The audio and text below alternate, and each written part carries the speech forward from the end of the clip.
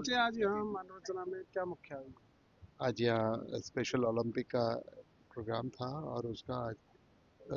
जो एक टूर्नामेंट है यहाँ मानव रचना के अंदर आयोजित किया गया और एक बहुत ही अच्छा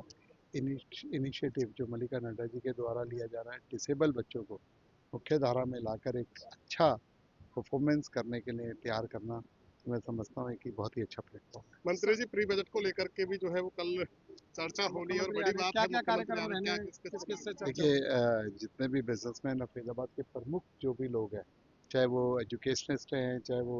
मेडिकल फैसिलिटीज से जुड़े हुए लोग हैं, चाहे इंडस्ट्रियलिस्ट हैं, सभी को बुलाकर फरीदाबाद को और हरियाणा को किस तरीके से बजट के अंदर क्या क्या चीज़ों को स्थान दिया जाए और उसे किस तरीके से हरियाणा को आगे बढ़ाया जाए, उसके लिए मुख्यमंत्री जी चर्चा करने के लिए कल फरीदाबाद। बड़ी बात है, बजट को लेकर के बहुत सारी उम्मीदें होती हैं और ऐसे में मुख्यमंत्री पहले विचार विमर्श कर रहे हैं इंडस्ट्रियल के साथ, इसके अलावा जो है वो और भी लोग रहेंगे उसमें, तो कितना अहम मानते हैं ये इसको? भारतीय जनता पार्टी की रीति नीति रही है और पहले भी जो भारतीय जनता पार्टी के लिए लास्ट ईयर भी मुख्यमंत्री यहाँ आए थे और फरीदाबाद को एक विकास को गति देने के लिए फरीदाबाद के गुरुग्राम के अलग अलग शहरों में जाकर वो ये फीडबैक लेने का काम कर रहे हैं, जिससे हरियाणा के बजट में इस तरीके की चीज़ें जो लोगों को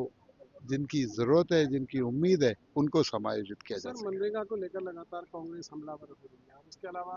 नौकरियों को लेकर भी जो आरोप लगाएंगे बाहर के युवाओं को नौकरी मिल रही कांग्रेस कोई हमलावर नहीं हो रही, कांग्रेस अपनी जेब मिटा रही है। आज उसके अंदर जी राम जी नाम देकर जो मनरेगा को चुस्त दुरुस्त और बेटर करने का काम किया है, 100 दिन से के बजाय 125 दिन जो है रोजगार देने का काम किया और जो पेमेंट है वो भी 15 दिन के बजाय वीकली करने का जो प्रोविजन किया गया और अन्य इसमें जो